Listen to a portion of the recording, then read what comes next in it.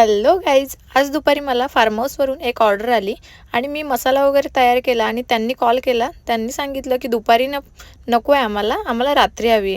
त्यामुळे मी तिथे स्टॉप केले आणि रात्री मारायला घेतली.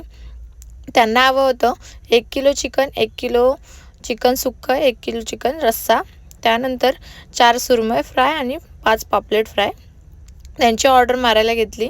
अशा प्रकारे त्यांची ऑर्डर मी मारून झालेली आहे.